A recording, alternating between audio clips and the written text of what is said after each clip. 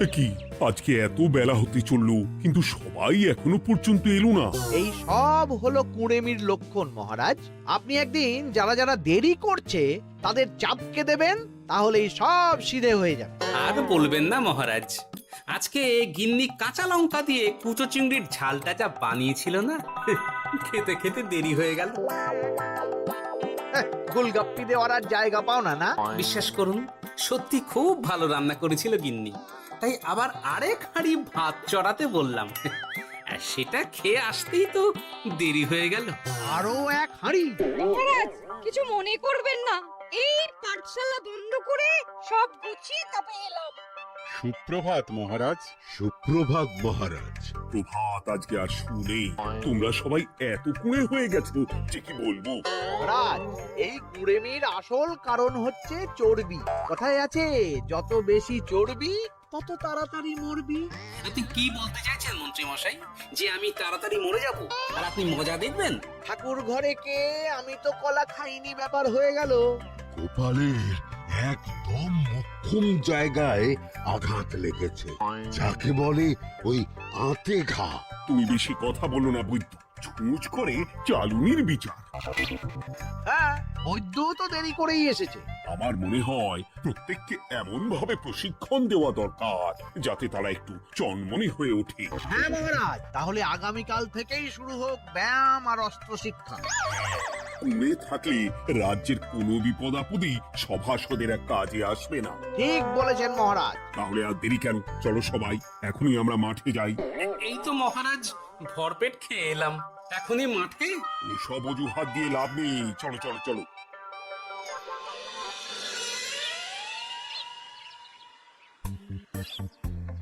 এবার সবাই সারিবদ্ধভাবে দাঁড়িয়ে পড়ো। এ কি, গোপাল কোথায়? মহারাজ, গোপাল আপনার পিছনে দাঁড়িয়ে আছে, চুপি চুপি। এই এই এই গোপাল, যাও যাও মাঠের মাঝখানে গিয়ে দাঁড়াও। এই চাঁদি ফাটা রোদে কেন মহারাজ সুস্থ শরীরকে ব্যস্ত করছেন? এসব বাজে কথা শুনতে চাই না। শুয়ে বসে থেকে শরীরের কি অবস্থা করেছো? শরীরের নাম মহাশয়, যা সবে তাই সয়। তুমি যাবে না, তোমাকে এক্ষুনি বরখাস্ত করব। কি জ্বালা! যেখানে আমার সব কাজ বুদ্ধি দিয়েই হয়ে যায়, সেখানে গায়ের জোরের কি দরকার? হ্যাঁ, এই গোপাল, আমি 1 থেকে 3 অব্দি গুনবো, তারপরে সবাই এই মাঠের ধার বরাবর 5 বার পাক দিয়ে দৌড়বে। ঠিক আছে মহারাজ, আমি প্রস্তুত। আমি রোগা পটকা আছি, কোনো সমস্যাই হবে না। হয়ে গেল। সবাই প্রস্তুত? 1 2 3। কি হলো গোপাল, দৌড়াও দৌড়াও। মহারাজ, এর থেকে বেশি জোরে পারবো না। আই, কে আছো? একটা কঞ্চি দাও। এই সেরেছে। বেশ হয়েছে, বেশ হয়েছে। ব্যাটার এবার চর্বি কমবে। কি হলো গোপাল? হ্যাঁ, হয়ে গেল?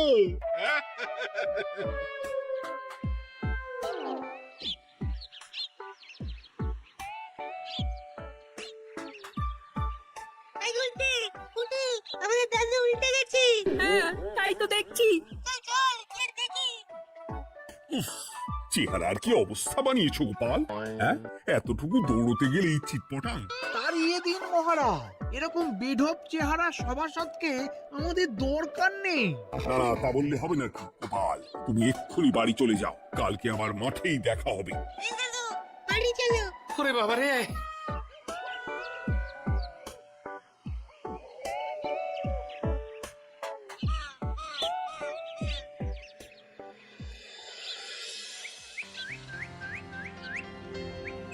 আরে ধুর ছাতার মাথা, তখন থেকে জল খেয়েই চলেছ। কি হয়েছে সেটা বলবে তো? শরীর চর্চা হয়েছে, শক্তি খরচা হয়েছে, আর পারছি না। উফ, বাপরে বাপ, কি পায়ে ব্যথা! এই জন্যেই আমি বলি বাপু, একটু বপুটাও নড়াও। কিন্তু কার কথা কে শোনে? ওরে বাবা, অকারণে সুস্থ শরীর ব্যস্ত করবো কেন বলতো? বেশি নড়াচড়া করলেই আয়ু কমে যায়। তোমার এই বাজে কথা কোন শাস্ত্রে লেখা আছে শুনি? শাস্ত্রে কেন যাব, বাস্তবে জলজান্ত উদাহরণ আছে। আমি মানতে পারছি না। হুম, মানতে পারছি না বললে তো হবে না, তোমাকে মানতেই হবে। বেশ, প্রমাণ করো। আমি যদি তোমাকে প্রমাণ করে দিতে পারি, তাহলে আজ থেকে বাড়ির বাজার দোকান করার দায়িত্বটাও তোমাকেই নিতে হবে। দিদা, তুমি তো ফেঁসে যাবে। দাদুর সঙ্গে বাজি লড়বে না। এই বাদ দে তুই, তোর দাদু আগে প্রমাণ করুক যে বেশি নড়াচড়া করলে বয়স কমে। হ্যাঁ তাহলে বাজি। হ্যাঁ, বাজি। আচ্ছা ঠিক আছে, বেশ। তুমি তুমি তো একটা পশুর নাম বলো তো, যারা খুব তাড়াতাড়ি দৌড়য়। ঘোড়া, হরিণ, চিতাবাঘ আরো আছে। আচ্ছা, এবার সবচেয়ে আস্তে আস্তে কোন পশু চলে, এরকম একটা পশুর উদাহরণ দাও। কেন কচ্ছপ? এই তো পেয়ে গেছে উত্তর। এবার তুমি বলো তো, কচ্ছপ কত বছর বাঁচে, আর ঘোড়া, হরিণ, চিতাবাঘ এরা কত বছর বাঁচে? চিতাবাঘ, ঘোড়া কেউই 30 বছরের বেশি বাঁচে না, কিন্তু কচ্ছপ 300 বছরও বেঁচে থাকে। হেরেছে, হেরেছে, আমার বউ হেরেছে। উফ, জীবনের কত বড় চাপ নেমে গেল। হ্যাঁ, এই তুমি আমাকে এভাবে হারালে? তখনই বললাম দাদুর সঙ্গে বাজি লড়তে যেও না। নাও, এবার খেলা সামলাও।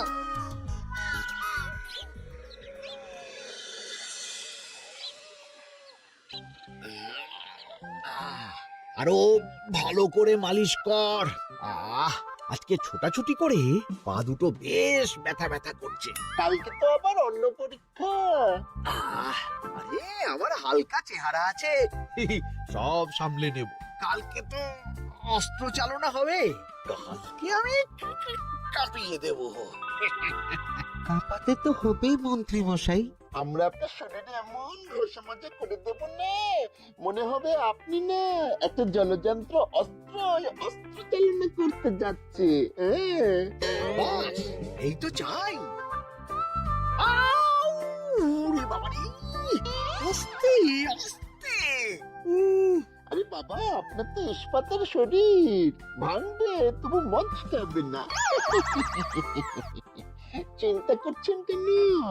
ভয় পাবেন না, ভয়কে জয় করতে হবে। আরে আরে আরে, তোরা আমার কথাটার সাথে করছিস কি?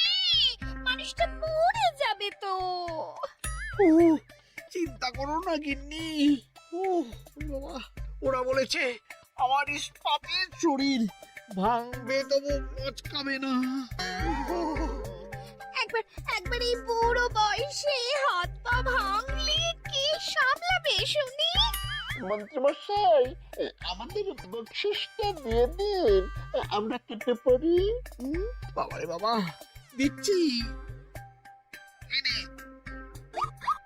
এত খাটানোর পরে এতেই এখন খুশি থাক। হ্যাঁ,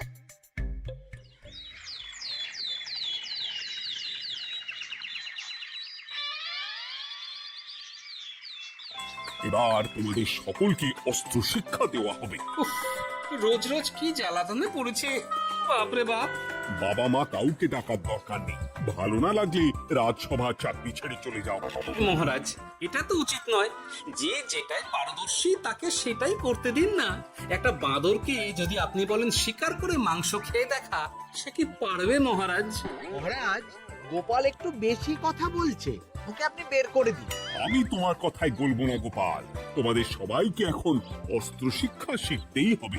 কর্তার ইচ্ছায় কর্ম, এখন তো আমার আর কিছুই বলার নেই। তাহলে আর দেরি কেন, তোমরা সবাই একটা করে ঢাল আর একটা করে তলোয়ার তুলে নাও। সেনাপতি, বলুন মহারাজ। তুমি সকলকে অস্ত্র শিক্ষা দেবে, তলোয়ার চালানো শেখাবে। এক এক করে প্রত্যেকে তোমার কাছে যাবে আর এক এক করে তুমি সবাইকে তলোয়ার চালানো শেখাবে। আচ্ছা মহারাজ, তাহলে ওই সবার প্রথমে চলে আসুন মন্ত্রী মশাই। হ্যাঁ, আমি প্রস্তুত। আমার শরীর ইস্পাতের মতো, ভাঙবো তবু মচকাবো না।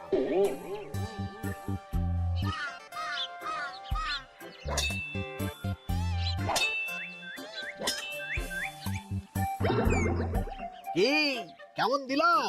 অত সহজ নয় সেনাপতি। আমি মন্ত্রী এমনি এমনি হইনি, আগে অস্ত্র শিক্ষা শিখে তবে মন্ত্রী হয়েছি। এটা কি হলো? হ্যাঁ, আপনি অস্ত্র শিক্ষায় পারদর্শী, কিন্তু আরো বিচক্ষণ হতে হবে। কারণ আজকে এই পাগড়ির জায়গায় আমি যদি তলোয়ার আপনার গলার দিকে চালাতাম, তাহলে কিন্তু আপনার এই ভবলীলা এখানেই সাঙ্গ হয়ে যেত। ঠিক আছে, ঠিক আছে, মনে রাখবো। এবার বাকিদের তো ডাকো। হ্যাঁ, এরপরে তলোয়ার চালানো শিখতে আসবে গোপাল। বাবা বাবা বাবা, গোপাল তুমি আবার দল বল নিয়ে এসেছো। দেখি তোমার কত দম। গোপাল, তুমি প্রস্তুত হও। হ্যাঁ হ্যাঁ, আমি প্রস্তুত। ওরে বাবারে, এ তো ভয়ানক চাপের কাজ। আমাকে বেশ বেগ পেতে হচ্ছে। সামলাও গোপাল।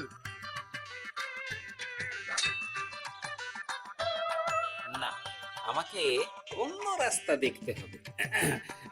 সেনাপতি, মহারাজের দিব্যি, তুমি আমার দিকে তলোয়ার ঢাল বাড়াবে না।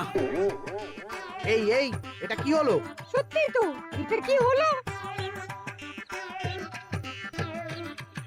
গেল গেল গেল গেল গেল গেল গেল, দুটো খুলে গেল গো। দেব নাকি এবার কুচ করে কেটে? জিতে গেছি, জিতে গেছি। এটা কি হলো? শত্রুপক্ষ কখনো কারো দিব্যি শুনবে না। আর সেনাপতি, তুমি কি ওখানে দাঁড়িয়ে দাঁড়িয়ে মজা দেখছো? আমি কি করব মহারাজ, গোপাল যে আপনার দিব্যি দিয়ে দিল। গোপাল বেটা খুব চালাক। তাহলে এখন উপায়? ওসব গোপাল তোমাকে বোকা বানাবার জন্য করেছে। তুমি ধুতি ঠিক করে আবার লড়াই চালিয়ে যাও। যথাজ্ঞা মহারাজ।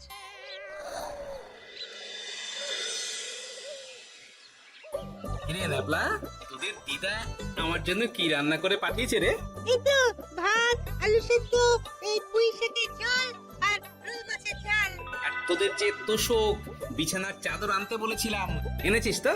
ওই তো দাদু, কুটির কুড়িতে আর বাকিরা সবাই ধরাধরি করে নিয়ে আসছে। ব্যাস, তাহলে তার কোনো চিন্তা নেই। খেয়ে একটা জব্বর ঘুম দেব, কারণ এখানে যা রঙ্গ দেখছি তাতে বিকেল হয়ে যাবে।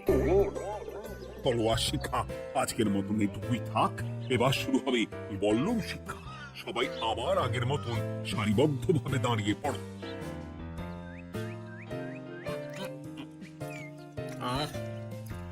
তোদের দিদা উইশকটা কিন্তু বেশ জব্বর বানিয়েছে। তোদের দিদার হাতের রান্নার কোনো তুলনাই নেই। আহা, কি স্বাদ! দেখি গোপাল আবার কোথায় গেল? এই তো, এই তো মহারাজ, আমি এখানে ওই পুঁয়ের ঝোল আর রুইয়ের ছাল দিয়ে ভাত খাচ্ছি। এসব কি মাঠের মধ্যে খাওয়া? আরে শরীরটাকে তো রাখতে হবে। তাড়াতাড়ি খেয়ে এইদিকে এসো। আসছি আসছি আসছি। এবার আমি তোমাদের দেখাবো কিভাবে বল্লম নিয়ে তেড়ে যেতে হয়। দেখান মহারাজ।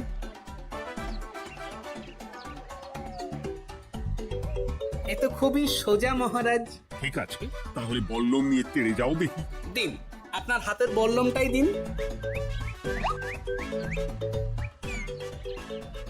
আরে আরে, গোপাল তো মাঠ থেকেই চলে গেল। আমি ডেকে আনছি মহারাজ। আরে আরে, ও গোপাল, গোপাল, মহারাজ ডাকছেন। অমত অমত।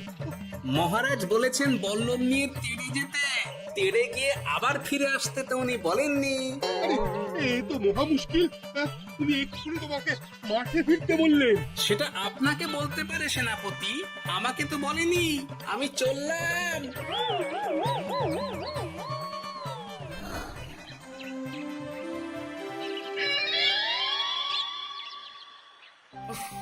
বাবারে বাবা, কি ঝক্কি! অনেক বুদ্ধি করে মাঠ থেকে খাটে চলে এসেছি। আমি আর উঠছি না। এ কি বলি, তোমাদের তো এখন অস্ত্র শিক্ষা নেওয়ার কথা। হ্যাঁ, তোমার বলা নেই, কোয়া নেই, অমনি বাড়ি চলে এলে। আরে বাবা, ওইসব অস্ত্র শিক্ষা মানেই সুস্থ শরীরকে ব্যস্ত করা, অসহ্য খাটনি, অযথা কষ্ট। কষ্ট করলে তবে কেষ্ট পাওয়া যায়। হ্যাঁ, তোমায় আমি আগেও বুঝিয়েছি, যেখানে বুদ্ধি কথা বলে সেখানে দেহের শক্তি নীরব দর্শক গিন্নি। আরে বাবা, সে না হয় বুঝলাম, কিন্তু মহারাজ তো ভালোর জন্য সবাইকে অস্ত্র শিক্ষা দেওয়ার চেষ্টা করছে না। আরে বাবা, যার যা কাজ তাকে সেটা করালেই পারে। মহারাজ তো সেটা বুঝতেই চাইছেন না। আমি এখন ঘুমো।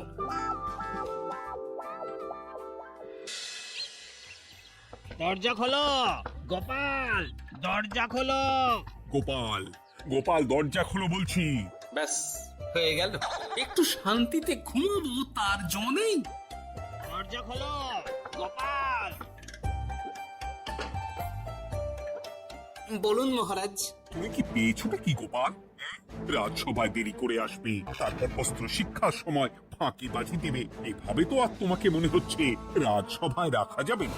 মহারাজ, গোপাল তো মুখের কথার লোক নয়, ওকে তাড়িয়ে দিই। কেন মহারাজ, আমি কি এমন মহাপাপ করেছি যে আমাকে তাড়িয়ে দেবেন? এই যে আমার কথা শুনছো না, এটাই তোমার অপরাধ। অপরাধ নেবেন না মহারাজ। পণ্ডিতের দায়িত্ব পুজো করা, সভাকবির দায়িত্ব কবিতা বলা, সাহিত্য চর্চা করা, আর আমার দায়িত্ব হাসি মজা করে আপনার মন ভালো রাখা। কিন্তু আপনি আমাকে জোর করে যুদ্ধের ময়দানে ঠেলে দিতে চাইছেন। এটা আমার ইচ্ছে। আমিও তো মহারাজ ইচ্ছে করলে অনেক কিছু করতে পারি, চোখ বন্ধ করে লক্ষ্য ভেদ করতে পারি, শুধু বুদ্ধি দিয়ে। আরে বাহ, এত বড় কথা! তাহলে মহারাজ, ওকে বলুন পরীক্ষা দিতে। কি পরীক্ষা? আমি একটা ঘরে মর্ম পড়ে দাঁড়িয়ে থাকবো, তোমার হাতে অস্ত্র দেব, আমার মাথায় একটা আপেল থাকতে হবে, আর তুমি কিভাবে আমার মাথা থেকে ওই আপেল ফেলতে পারো দেখবো। এ তো খুবই সোজা। কি গোপাল, তাহলে লড়বে নাকি বাজি? হ্যাঁ, লড়তে রাজি আছি। তাহলে আজ রাতেই হয়ে যাক পরীক্ষা। যদি এই পরীক্ষায় উতরে গেলে তো ভালো, নইলে তোমার চাকরিটা গেল। গোপাল, তুমি পারবে তো? সে দেখাই যাবে আজ রাতে। তাহলে রাজবাড়িতে দেখা হচ্ছে। যদি আমি এই পরীক্ষায় বিফল হই, তাহলে আমার চাকরি আপনি কেড়ে নেবেন, আর যদি সফল হই তাহলে মন্ত্রী মশাইকে শাস্তি দেবেন। আমি নিজে সারা কৃষ্ণনগরে নাক্ষত দেব। বেশ, দেখা যাক।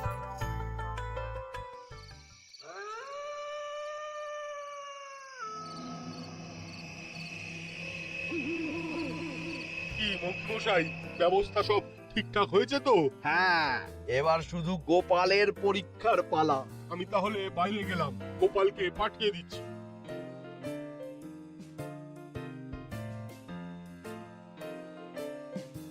এবার যাও গোপাল, ঘরের ভিতরে যাও, দেখি তুমি কি করে মন্ত্রীর মাথা থেকে আপেল ফেলতে পারো। আপনি তো শুধু আমার চোখ ঢেকেছেন, আমার নাক মুখ কানও ঢেকে দিন, যাতে ঘ্রাণেন্দ্রিয় শ্রবণেন্দ্রিয়েরও সাহায্য না নিতে পারি। বেশ, তাহলে তাই হোক। আয়, কে আছো? গোপালের মুখ, নাক আর কান ঢাকো। যথাজ্ঞা মহারাজ। একটু একটু মোটা কাপড় দিয়ে নাক মুখ ঢাকো, হ্যাঁ, যাতে সেভাবে আপেলের গন্ধ না পাই। বেশ বেশ।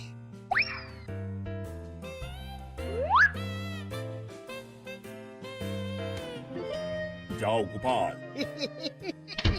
গোপাল, এবার তোমার চাকরি গেল। এবার তুমি কি করবে? কি করবে? দৌড় ঝাঁপে ফাঁকিবাজি? হ্যাঁ?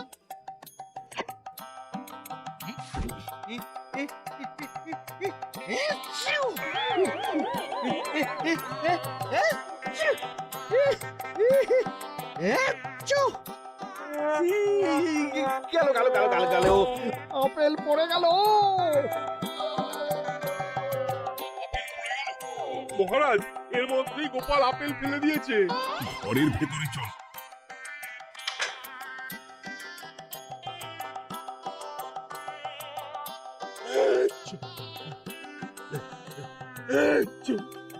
কি